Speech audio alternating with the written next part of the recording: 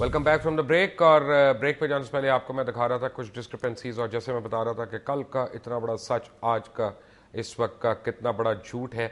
जो मैंने आपको लंदन के मतलब दिखाई थी चीज़, अगर आप लोग कुछ सोच रहे हो कि पता नहीं इसमें मैंने कोई अपनी तरफ से कमेंट्री कर दी है, MI5 के एक फॉर्मर एजेंट की, डेविड शैकले की, मैं आपको एक स्टेटमेंट सुनवाता हूँ जिसमें उन्होंने कहा कि उन्हीं ट्रेन स्टेशन पे हम उसी वक्त ये एक्सरसाइज कर रहे थे कि ये ब्लो अप होंगी।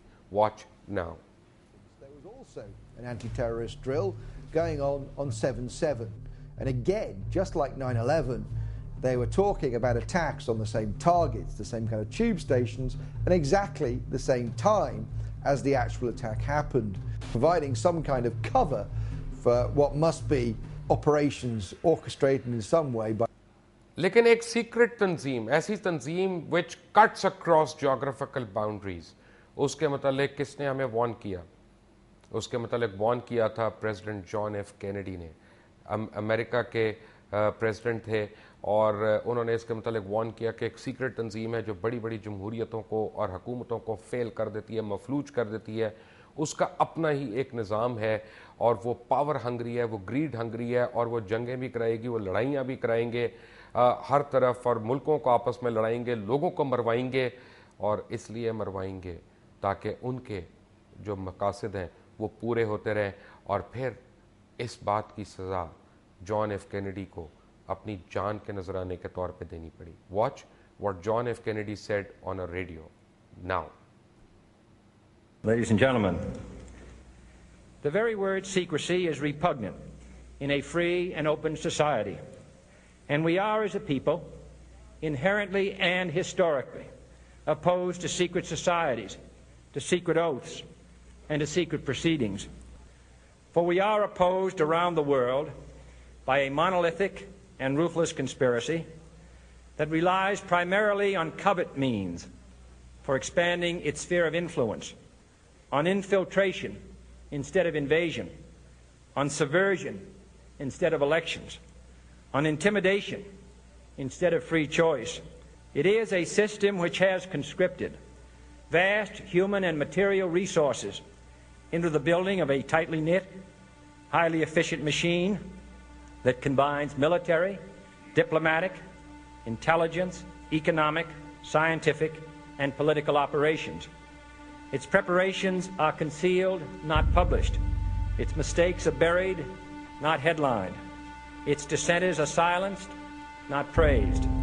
No expenditure is questioned, no secret is revealed.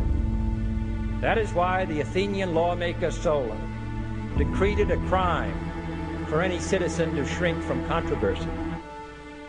I am asking your help in the tremendous task of informing and alerting the American people, confident that with your help, man will be what he was born to be, free and independent.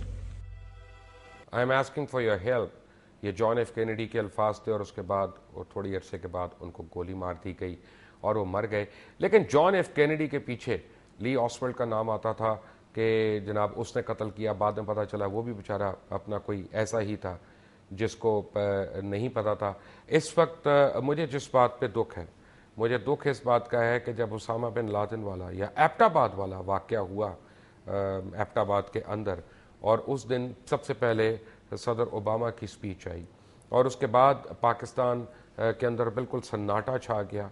किसी ने कोई दो लफ्ज़ बोलने की जसारत नहीं की, ना इंटीरियर मिनिस्ट्री की तरफ से, ना डिफेंस मिनिस्ट्री की तरफ से, ना सदर की तरफ से, ना वज़ीर आज़म की तरफ से, ना किसी सियासतदान की तरफ से, ना किसी तज्जिया निगार की तरफ से।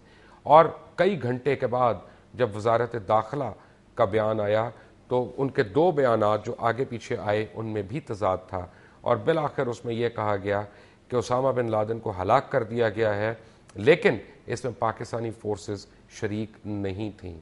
सवाल ये पैदा होता है कि अमेरिकन आए, उन्होंने आके यहाँ पे मारा उनको, और आज पूरा पाकिस्तान ये कह रहा है कि इसी जगह पे उसामा बिन लादेन को मारा गया या हलाक किया गया। हो सकता है ये सच हो और हो सकता है ये सच ना हो।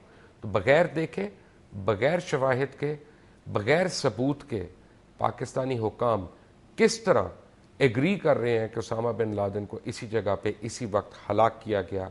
क्या ये अमेरिकन लाइन नहीं है? क्या ये अमेरिकन फॉरेन पॉलिसी टो नहीं हो रही? क्या इससे पाकिस्तान और पाकिस्तान के अपने इदारे, उनका वकार मजरूह नहीं हो रहा।